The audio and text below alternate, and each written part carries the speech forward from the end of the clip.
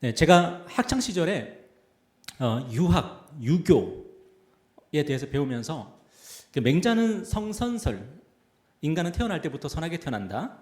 또 순자는 성악설, 인간은 태어날 때부터 악하게 태어난다. 그렇게 배웠던 것 같습니다. 그런데 맹자라는 사람이 성선설을 주장한 근거가 뭐냐? 근데 맹자를 보면은 맹자는 인간의 마음이 인의예지로 돼 있다. 이제 그렇게 얘기를 했어요. 인의예지. 그래서 인간의 마음이 인의예지로 되어 있는데 왜 그러냐면 인간의 마음이 본래 선해서 그렇다는 거예요. 그래서 우리의 마음에는 다 인의예지가 있다. 이제 그렇게 얘기를 합니다. 그런데 맹자가 인간의 마음이 인의예지로 되어 있다고 주장한 근거가 뭐냐면 우리의 마음은 모든 사람의 마음에는 측은지심, 수호지심, 사양지심, 시비지심이 있기 때문이다. 이제 그렇게 얘기를 했어요. 만약에 이런 게 없다면 그 사람은 인간이 아니다. 이제 그렇게 얘기를 했습니다. 제가 이걸 자세하게 또 이 시간을 통해서 얘기할 수는 없을 것 같고 이 중에서 측은지심이라는 게 있습니다. 측은지심. 다른 사람을 불쌍히 여기고 측은히 여기는 그 마음이 우리 모두에게 있다는 거예요. 그래서 이 측은지심을 볼 때에 인간의 마음에는 인이 있다. 요 인이 성경을 번역할 때는 보통 사랑으로 많이 번역이 됩니다. 우리 모든 인간의 마음에는 인이 있다.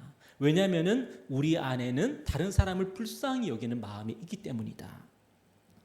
그래서 예시로 드는 게 뭐냐면은 어린아이가 막 우물에 빠지려고 할 때에 모든 사람들은 자기의 이해관계를 다 떠나서 그 어린아이를 구하려고 한다는 거예요. 그리고 그 어린아이를 불쌍히 여기는 마음으로 그 일을 한다는 거죠. 그래서 우리 모든 사람의 마음 가운데는 측은지심, 불쌍히 여기는 마음이 있는 것이고 그것을 볼 때에 우리 안에는 그 사랑이라고 하는 그 마음이 있다. 이제 그렇게 얘기를 합니다. 여러분 맹자의 말이 맞다면은 우리 마음에 다른 사람을 불쌍히 여기는 마음이 다 있습니다. 저와 여러분 안에는 다른 사람을 측은히 여기는 마음이 다 있습니다. 그래서 우리의 마음에는 이 사랑의 마음이 있다고 할 수가 있는 거죠. 그런데 왜 우리에게는 이 사랑의 마음이 있을까요? 왜 우리는 다른 사람에게 측은지심을 느끼고 왜 다른 사람을 불쌍히 여기게 되는 걸까요? 왜냐하면 우리가 하나님의 마음을 닮아 있기 때문입니다. 비록 부패하고 타락했지만 우리의 마음은 여전히 하나님과 닮은 부분이 있기 때문입니다. 우리는 오늘 본문을 통해서 바로 그런 하나님을 우리가 만날 수가 있는데 오늘 본문을 통해서 우리가 만나는 하나님은 어떤 하나님이세요? 우리를 불쌍히 여기시고 측은히 여기시는 하나님이세요. 오늘 본문은 흔히 칠병이어 사건이다 이렇게 많이들 얘기합니다. 보리떡 7개와 물고기 2마리로 4,000명을 먹이신 그런 사건인 거죠. 이 사건은 우리가 잘 알고 있는 오병이어 사건하고는 다릅니다. 오병이어 사건은 보리떡 5개와 물고기 2마리로 5,000명을 먹이신 사건이고 오늘 본문의 사건은 보리떡 7개와 물고기 2마리로 4,000명을 먹이신 사건이에요. 그런데 오병이어 사건과 오늘 본문의 칠병이어 사건은 공통점을 가지고 있습니다. 어떤 공통점을 가지고 있냐면 예수님께서 사람들을 불쌍히 여기셔서 일어난 사건이라는 거예요. 오병이어 사건 때 예수님이 사람들을 불쌍히 여기신 이유는 뭐냐면 목자 없이 방황하는 모습을 보면서 불쌍히 여기셨어요. 사람들이 기댈 사람이 없는 거예요. 너무 힘들고 어려운데 도움을 구할 사람이 없는 거예요. 그래서 유리 방황하고 있는 그 양들과 같은 그런 모습을 보면서 우리 예수님이 불쌍히 여기셔서 오병이어 기적을 베푸셨습니다. 그리고 오늘 본문에서 예수님은 사람들이 먹지 못하는 모습 보면서 굶주리는 모습 보면서 배고파하는 그런 모습 보면서 칠병이어의 기적을 베푸신 거예요. 여러분 무엇이 공통점이라고요? 오병이어 사건이나 칠병이어 사건이나 예수님이 우리를 불쌍히 여기셨다는 거예요.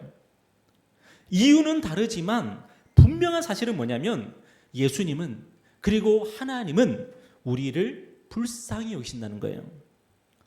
우리는 보통 하나님을 사랑의 하나님이라고 얘기를 합니다. 성경이 증거하고 우리가 믿는 하나님은 어떤 하나님이세요? 우리를 너무너무 사랑하셔서 자기 아들의 생명까지도 내어주신 하나님이 바로 우리가 믿는 하나님이고 성경이 증거하는 하나님이세요. 여러분 그런데 하나님이 우리를 사랑하신 이유가 뭐죠? 하나님이 자기 아들을 우리에게 보내주시고 그 아들이 십자가에서 죽으시기까지 하실 정도로 우리를 사랑하신 이유가 뭘까요? 날 사랑하심 날 사랑하심. 근데 왜 사랑하시죠, 우리를? 하나님께서 우리를 불쌍히 여기시기 때문이에요. 우리를 불쌍히 여기셔서 우리를 사랑하시는 거예요. 여러분, 우리의 마음에도 어린아이가 우물에 빠져서 죽어가는 그 모습을 보면서 그 아이를 불쌍히 여기는 마음이 있는데, 우리같이 타락한 죄인들도 그런 마음이 있는데, 사랑이 많으시고 사랑 그 자체이신 하나님은 우리를 보시면서 얼마나 불쌍히 여기시겠습니까? 하나님께서 우리에게 보여주신 그 무한한 측은지심, 그게 뭐예요? 우리가 목자 없이 방황하고 있을 때, 여러분 힘들고 어려울 때 있잖아요. 인생을 살아가면서 정말 의지할 사람 없을 때 있잖아요.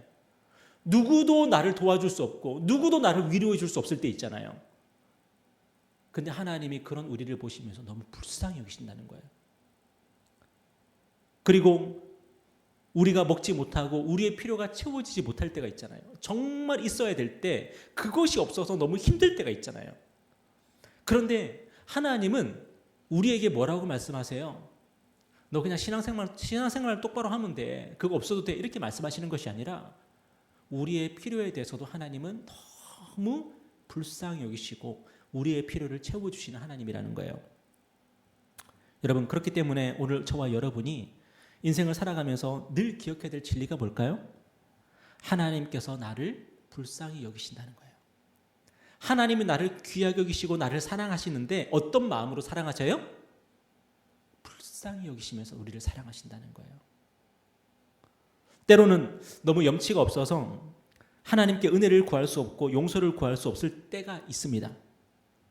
그럼에도 불구하고 우리가 붙들어야 될 진리가 뭐냐면, 그래도 하나님은 우리를 불쌍히 여기세요. 그래도 제가 죄를 지었는데도요?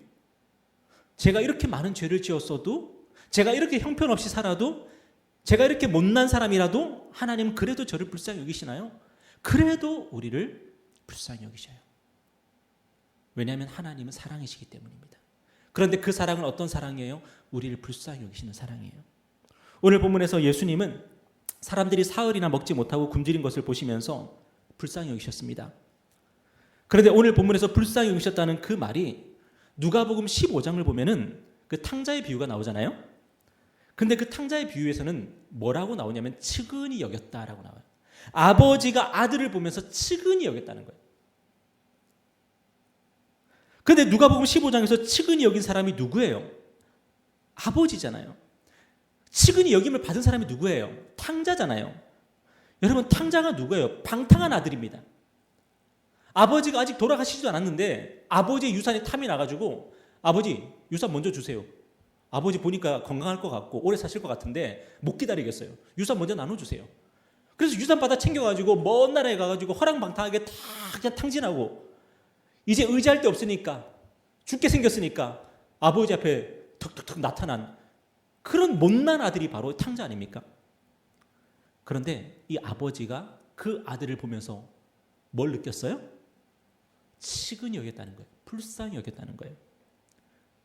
맞아 죽어도 싼 놈인데, 때려 죽여도 시원찮은 놈인데, 아버지는 그 아들을 보면서 불쌍히 여기는 마음을 느꼈다는 거예요. 그리고 그 아들을 용서하고 다시 아들의 지위를 복권시켜 주지 않습니까? 여러분, 아들의 지위를 복권시켜 줬다는 게 뭐예요? 아들의 지위를 다시 회복시켜 줬다는 게 뭐예요? 그 아들이 다시 아버지의 유산을 받을 자격을 줬다는 거예요. 이미 유산 들고 튀었는데도. 그렇다면 우리를 불쌍히 여기시는 하나님은, 그 하나님의 사랑은 어떤 사랑이에요?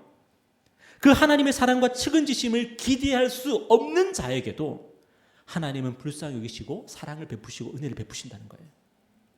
그렇다면 오늘 하나님께서 우리에게 원하시는 믿음이 뭘까요?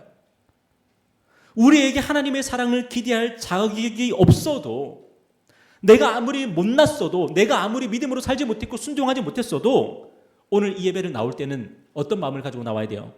하나님이 나를 사랑해 주실 것이라는 믿음, 하나님이 나를 불쌍히 여겨 주실 것이라는 그 믿음, 그 믿음 가지고 우리가 예배에 나와야 된다는 거예요.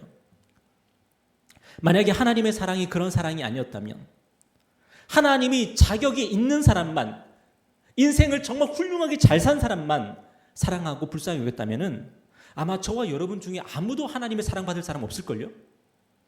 아닙니다, 목사님. 저는 가능합니다. 혹시 그런 사람 있습니까? 만약에 하나님이 조건을 따져서 사랑하시고 불쌍히 여기셨다면 우리 중 그 누구도 하나님의 사랑 받을 수가 없습니다. 근데 하나님의 사랑이 어떤 사랑이기 때문에 방탕한 아들조차도 사랑하시고 불쌍히 여기는 그 사랑이기 때문에 오늘 저와 여러분은 하나님의 사랑을 기대할 수 있는 것입니다. 오늘 본문을 보면은 예수님께서 불쌍히 여기신 사람들이 누구예요? 오늘 본문의 배경을 보면은 이 장소가 데가볼리라는 곳이에요. 데가볼리. 영어 성경에 보면은 텐 빌리지 이렇게 되죠. 여러분 비슷하지 않아요? 데가볼리, 텐 빌리지. 이 데가볼리는 10개의 마을이 모여 있는 지역이란 뜻이에요. 10개의 마을이, 10개의 고을이 모여 있는 지역. 이게 데가볼리예요. 그런데 이 지역은 어떤 지역이냐면 이방 사람들이 살던 지역이에요. 이스라엘 사람들이 살던 지역이 아니라 이방 사람들이 살던 지역이에요. 여러분, 이 당시 이방 사람들은 어떤 사람들입니까? 유대인들이, 이스라엘 사람들이 개처럼 취급하고 상종도 하지 않았던 그런 사람들이 이방인입니다. 근데 오늘 본문에서 예수님과 함께 있다가 사흘이나 굶주린 이 사람들은 바로 그런 이방인들인 거예요. 그런데 예수님이 유대인도 아니고 하나님의 자녀들도 아니고 하나님의 백성들도 아닌 이들을 어떻게 여기셨다고요? 불쌍히 여기셨다고요. 그렇다면 하나님의 사랑과 하나님의 측은지심은 조건을 따집니까? 안 따집니까? 조건을 안 따지는 거예요. 하나님이 어떤 조건을 따지면서 우리를 사랑하시는 것이 아니라 네가 유대인이냐 이방인이냐, 네가 잘 살았냐 못 살았냐, 네가 돈이 많냐 없냐, 네가 정말 도덕적이냐 아니면 비도덕적이냐, 그런 것들 따져서 우리를 사랑하시거나 불쌍히 여기시는 것이 아니라 정말로 불쌍한 사람을 불쌍히 여기시고 하나님의 은혜를 구하고 하나님께 정말 긍휼을 구하는 사람을 불쌍히 여기시면서 사랑하시는 하나님, 바로 우리가 믿는 하나님이라는 거예요. 여러분, 저와 여러분이 사랑받는 이유는 무엇 때문입니까? 저와 여러분에게 어떤 조건이나 자격이 있기 때문에 사랑받는 것이 절대로 아닙니다. 여러분 정말 오해하지 마시기 바랍니다. 하나님이 우리를 사랑하시는 것은 하나님이 우리를 불쌍히 여기시는 그 무한한 측은지심이 있기 때문에 우리를 불쌍히 여기시고 사랑하시는 것이지, 우리가 뭐 잘해서, 우리가 잘나서 그 조건 때문에 하나님께 사랑을 받는 것이 절대로 아닌 거예요. 많은 사람들이 믿음의 길에서 넘어지는 이유가 뭐냐? 하나님께서 나를 사랑하신다고 생각하는데 그 이유가 내가 이렇게 살았기 때문에 하나님이 나를 사랑하시고 내가 이런 조건이나 자격을 갖췄기 때문에 나를 불쌍히 여기신다라고 그렇게 생각하는 사람들이 있는 거죠. 이러면은 믿음의 길에서 넘어지기 너무너무 쉽습니다. 이런 생각을 하는 사람들이 어떤 사람들이냐면 영적인 나르시시즘, 영적인 자기 도취에 빠져 있는 사람들이 보통 이런 생각을 해요. 우리는 하나님께서 그저 불쌍히 여기시는 그런 사람들인데 내가 조금만 도덕적인 삶을 살고 조금만 신앙생활을 열심히 하면 나를 보면서 반하는 거예요. 우리가 거울을 보면서 와, 저런 훌륭한 신앙인이 있나 하면서 나 자신에게 매력을 느끼면서 푹 빠져버리는 거예요. 그리스 로마 신화를 보면 이 나르시스가 그렇게 하면서 스스로 생을 마감하지 않습니까? 어느 날 너무너무 아름다운 너무너무 멋진 사람을 보고 그 사람에게 뽀뽀를 하려고 합니다. 근데 가만히 봤더니 그게 누구였어요? 우물에 비친, 연못에 비친 자기 자신이었어요. 이 사실을 깨닫고 내가 나를 보면서 매력을 느끼고 나를 보면서 반해가지고 나에게 뽀뽀를 하려고 했구나, 이 사실을 깨닫고 이 사람이 스스로 생을 마감하지 않습니까? 그 정도로 이 문제가 심각한 문제거든요. 그런데 이건 영적인 문제로서 너무너무 흔하게 일어나는 일이에요. 우리가 조금만 예배를 열심히 드리면은 예배 시간에 은혜 못 받는 사람들을 보면서 우리가 혀를 차게 되고 내가 너무 훌륭한 사람인 것처럼 느껴져요. 혹시라도 우리가 하나님께 사랑받는 이유가 내가 저 사람보다 내가 더 훌륭하기 때문에 사랑받을 수 있다고 생각을 한다면 오늘 이 예배를 통해서 우리가 그 영적인 자기 도취에서 빠져나왔으면 좋겠습니다. 하나님 앞에서 우리는 불쌍한 사람이기 때문에 하나님이 우리를 사랑해 주시는 겁니다. 목자 잃은 양처럼 우리가 살아가고 있기 때문에, 우리가 늘 배고파하고 있기 때문에 하나님이 우리를 불쌍히 여기시는 거지, 우리가 뭐가 훌륭하고 잘나서 우리를 사랑하시거나 불쌍히 여기시는 게 아니에요. 하나님 앞에서 우리 다 목자 없이 다 방황하는 존재들이고 하나님 앞에서 우리가 다 배고픈 존재들 아닙니까? 그런데 내가 조금만 열심히 하고 조금만 잘하면은 나는 저 사람하고 다르다는 그런 생각. 우리가 그렇게 생각할 수가 있다는 거예요. 우리 안에 그런 생각이 있다는 것을 우리는 어떻게 알 수 있죠? 다른 사람에게 손가락질하는 우리 모습을 보면 알아요. 다른 사람을 비판하고 판단하고 있는 우리 모습을 보면 알아요. 아까 말씀드렸던 누가복음 15장에서 탕자의 형이 그랬죠. 아버지는 사랑받을 자격이 없는 탕자, 이 방탕한 아들, 이 아들을 불쌍히 여기고 사랑했습니다. 그런데 그 모습을 지켜보던 탕자의 형은 아버지를 비난합니다. 아버지, 저런 자식에게 왜 잔치를 베풀어 주시고 저런 자식을 왜 다시 아들로 받아주십니까? 아버지 곁에서 그렇게 내가 열심히 그동안 일을 하고 아버지 옆에서 효도했는데 왜 저한테는 잔치 한번 베풀어 주지 않으십니까? 아버지가 지금 잘못하고 있는 겁니다. 이 탕자의 형은 자신에 대해서 어떻게 생각했을까요?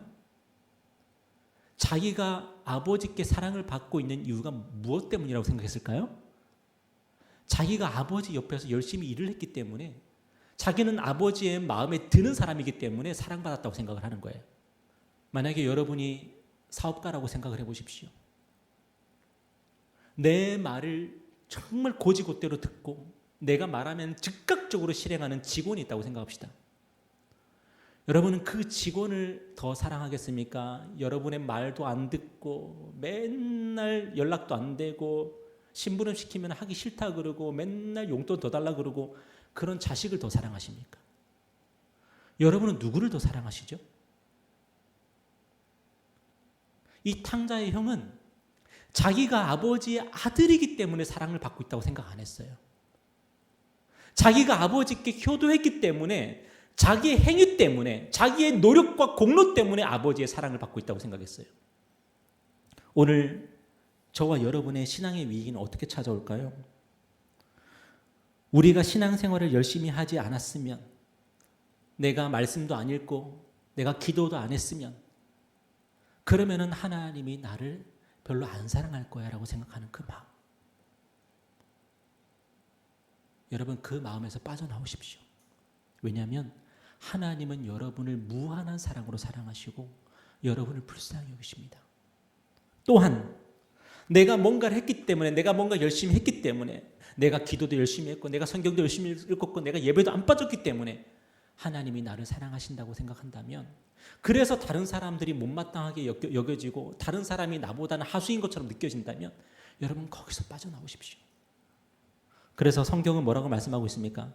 선줄로 생각하면 넘어질까 조심하라 그럽니다. 왜요? 우리가 선줄로 생각할 때에 우리는 자기 도취에 너무 쉽게 빠지기 때문입니다. 여러분 혹시라도 예수님을 믿고 신앙생활하면서 행복할 때가 있잖아요. 막 즐거울 때가 있잖아요. 근데 그 행복과 즐거움이 어디서 오는지 잘 파악해 보십시오. 하나님 때문에 행복하고 예수님 때문에 행복한지, 아니면 여러분 스스로가 신앙생활을 정말 잘하고 있다는 거기에 스스로가 도취돼서 흥분되어 있는지 한번 생각해 보십시오. 여러분, 제가 목사로서 목회를 하면서 제가 언제 행복하면 좋을까요? 제가 언제 행복해야지 그 행복이 진정한 행복일까요? 하나님이 나를 아시고 하나님이 나를 사랑하시기 때문에 행복할 때 진짜 행복하죠. 예수님이 나를 위해서 이 땅에 오셨고 예수님이 나를 위해서 십자가에서 죽으셨고 예수님이 부활하셔서 나와 함께 거하시고 나를 제자로 부르시고 지금도 나와 함께 하시면서 내 안에서 그분의 일을 하시는 그런 일들 때문에 정말 행복해야지 진짜 행복한 거죠. 그런데 어쩔 때는 제가 이상한 행복을 느낄 때가 있습니다. 오늘 막 찬양 인도가 너무 잘 됐어. 삑사리도 한 번도 안 됐어. 그래가지고 제가 막 마음이 막 붕 뜨는 거예요. 이 정도면 앨범 내도 되겠는데? 어떨 때는 제가 설교를 한 번도 더듬지도 않고 설교 원고보다 2-3배로 설교를 잘한 것 같아. 그때 제가 막 붕 뜨는 거예요. 와, 오늘은 이거 나중에 다른 데가 설교해도 되겠는데? 그때 찾아오는 그 행복. 무엇이 진짜 하나님이 주신 행복일까요? 제가 우리 교회가 막 양적으로 수적으로 막 부흥하고 성장하고 그래서 막 행복한 그런 목사라면 여러분은 제가 어떤 목사인 것 같습니까? 만약에 그렇다면. 그리고 반대로 너무 빈자리가 많고 사람도 안 와가지고 제가 막 우울하고 절망하고 나 때려치울까? 막 그런 생각을 하면은 여러분 저는 어떤 목사인 것 같습니까? 목사는 그러면 안 되잖아요. 그죠? 사람이 많든 적든 오늘 설교를 잘했든 못했든 오늘 찬양 인도를 잘했든 못했든 하나님 때문에 기쁘고 행복하고 예수 그리스도의 그 복음 때문에 내 가슴이 뜨겁고 이래야지 되는 거 아니겠습니까? 그런데 우리가 그게 잘 안 되는 거예요. 신앙생활에서 행복하다고 하는데 그 행복을 가만히 들여다보면은 내가 너무나도 열심히 잘 살고 있다는 것에 스스로 도취돼가지고 나 자신에게 뽀뽀를 해주고 싶은 그런 마음 때문에 행복한 경우가 너무너무 많은 거예요. 내가 실패하고 내가 넘어졌지만 그래도 하나님이 나를 사랑하시고 그래도 하나님이 나를 불쌍히 여기셔서 나의 기도를 듣고 계시고 나의 기도에 응답하신다는 그 사실 때문에 행복한 경우가 많지가 않은 거예요. 그래서 무슨 일이 생겨요? 그 안에서 계급이 나눠지는 거예요. 누가복음 10장을 보면은 마르다가 자기 집에 예수님을 초청하고 영접하는 장면이 나오죠.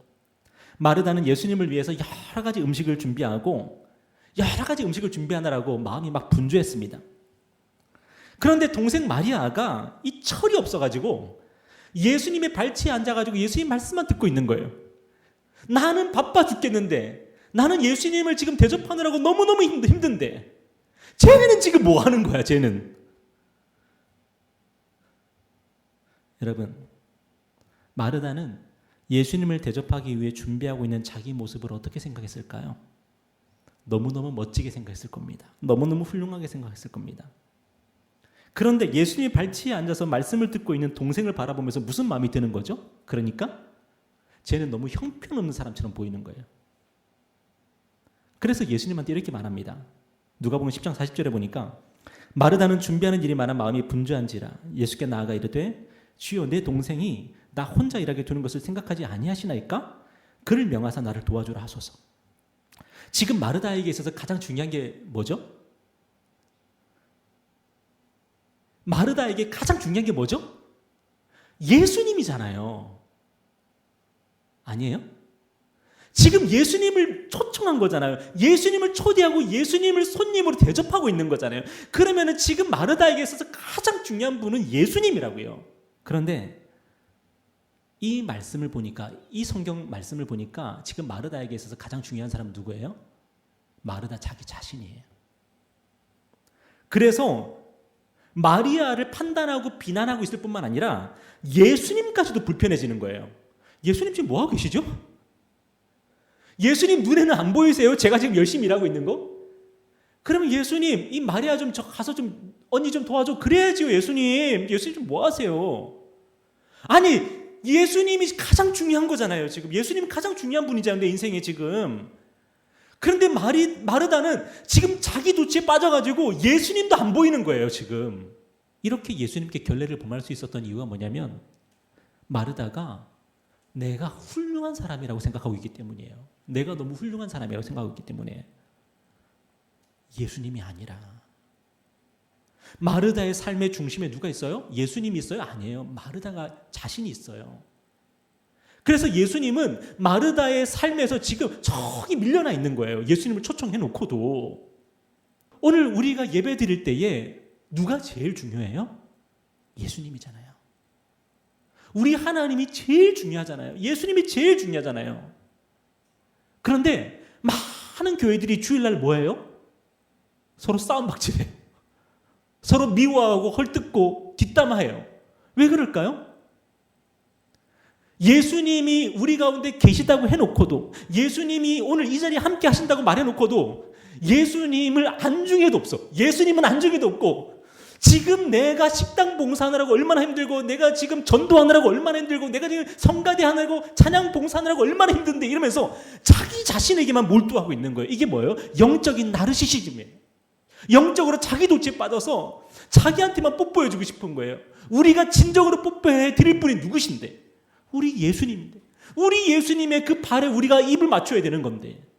그런데 놀랍게도요. 나중에 마리아가 어떤 일을 하는 줄 아십니까? 요한복음 12장에 보니까 유월절 엿새 전에 예수께서 베다니에 이르시니 이곳은 예수께서 죽은 자 가운데서 살리신 나사로가 있는 곳이라. 거기서 예수를 위하여 잔치할새 마르다는 일을 하고, 또 마르다는 일을 하고 있어요. 나사로는 예수와 함께 앉은 자 중에 있더라. 그런데 마리아는 지극히 비싼 향유 곧 순전한 나드 한 근을 가져다가 예수의 발에 붓고 자기 머리털로 그 발을 닦으니 향유 냄새가 집에 가득하더라. 마르다는 마리아를 무시했습니다. 쟤는 봉사도 안 하고 쟤는 식사 준비도 안 하고, 아이고 저 마리아는 아직 멀었어. 언제 철이 들까? 마르다 자신은 예수님을 위해서 수고하는데 마리아는 맨날 놀기만 한다고 업신여기면서 판단했습니다. 그런데 마르다는 무엇을 모르고 있었습니까? 마리아의 마음에 예수님을 향한 뜨거운 사랑이 뿌리내리고 있었다는 것을 모르고 있었어요. 마리아는 나중에 예수님을 위해서 지극히 비싼 향유를, 이 향유가 어떤 향유냐면 유대인 처녀들이 결혼할 날을 위해서 준비하는 향유예요. 혼수품이에요. 이 비싼 향유를 깨뜨려서 예수님의 발에 부어요. 그리고 당시 유대인 처녀들이 가장 귀하게 생각했던 게 뭐냐면 자기의 머리카락이에요. 머리털. 아무한테나 이 머리털을 보여주지 않았어요. 그런데 자기의 그 머리털을 가지고 예수님의 발을 닦아요. 마르다가 그렇게 비난하고 판단했던 그 마리아가 자신의 모든 것으로 예수님을 섬기는 거예요. 그런데 더 놀라운 사실이 있습니다. 마르다는 예수님을 섬긴다고 하면서 마리아를 판단하고 비난하면서 봉사하지 않았습니까? 그런데 마리아는 어떻게 한 줄 아십니까? 요한복음 12장 4절에 보니까 제자 중 하나로서 예수를 잡아줄 가룟 유다가 말하되 이 향유를 어찌하여 300데나리온에 팔아 가난한 자들에게 주지 아니하였느냐 하니. 여러분, 이 향유가 얼마라고요? 300데나리온. 당시 노동자 일당이 한 데나리온입니다. 그러면은 당시 노동자들이 300일 동안 일해야지 살 수 있는 이 향유가 바로 이 마리아의 나드 향유예요. 여러분, 마리아가 어떻게 예수님께 봉사했습니까? 제자들에게 판단받으면서 봉사하고 있어요. 제자들에게 비난받으면서 봉사하고 있어요. 마리아는 예수님을 너무너무 사랑해서 예수님께 자신의 가장 귀한 것을 깨뜨려서 드리고 있는데 사람들은 알아주지 않아요. 오히려 마리아를 혼내고 비난하고 마리아를 판단하고 있어요. 여러분, 마리아는요, 이리 가도 판단받고 저리 가도 판단받는 인생이었어요. 아무도 마리아를 칭찬해주지 않고 마리아를 인정해주지 않았어요. 그런데 이 마리아는 그 누구보다 예수님을 사랑한 사람이었고 예수님을 위해서 가장 많은 것을 드렸던 사람이 바로 이 마리아예요. 왜 마리아가 이렇게 할 수 있었을까요? 마리아의 마음의 중심에는 예수님이 있었거든요. 마리아는 자기 자신에게 도취되어서 자기 자신에게 너무너무 홀딱 빠져가지고 봉사하고 있는 것이 아니라 예수님밖에 없었어요. 예수님만 보였어요. 예수님만 사랑했어요. 그래서 다른 사람들이 뭐라 하는 게 중요하지 않은 거예요. 다른 사람에게 판단받는 게 중요하지 않은 거예요. 왜냐하면 내 마음에는 예수님이 가득하니까요. 우리가 교회에서 봉사를 하다 보면 다른 사람을 판단하고 비난할 때가 있습니다. 왜요? 예수님이 중심이 아니라 내가 중심이기 때문이에요. 또한 다른 사람에게 판단 듣는 말을 듣거나 비난받는 말을 들을 때에 더 이상 봉사하지 않는 사람이 있습니다. 왜요? 역시 내가 중심이니까요. 그런데 예수님이 중심인 사람은 다른 사람을 판단할 필요도 없고 다른 사람에게 판단받는 게 중요하지도 않습니다. 왜냐하면 나는 예수님을 섬기는 사람이니까요. 그런데 누가 이렇게 할 수 있을까요? 나는 아무것도 아닌데, 나는 아무 자격도 없고 아무 공로도 없는데 나 같은 것을 위해서 예수님께서 이 땅에 오셨고 나 같은 것을 위해서 예수님께서 십자가의 그 골고다 언덕을 오르셨구나 하는 그 사실을 깨닫는 사람이 오직 예수님만 보이는 거고 예수님을 위해서 모든 것을 할 수 있는 거예요. 여러분, 저와 여러분은 하나님의 사랑받는 자들입니다. 조건이 있어서가 아니라, 자격이 되어서가 아니라 하나님이 그저 우리를 불쌍히 여기시고 우리를 사랑해 주고 계십니다. 그렇기 때문에 저와 여러분이 어떻게 살아야 될까요? 그런 하나님의 마음을 안다면 하나님 앞에 나아가십시오. 하나님께 은혜를 구하십시오. 하나님의 도우심을 구하십시오. 하나님이 여러분을 거절하지 않으십니다. 하나님이 여러분이 어떤 상황과 어떤 형편과 여러분이 어떤 삶을 살았든지 그걸 따지지 아니하시고 여러분을 불쌍히 여기시며 여러분의 필요를 채워주실 것입니다.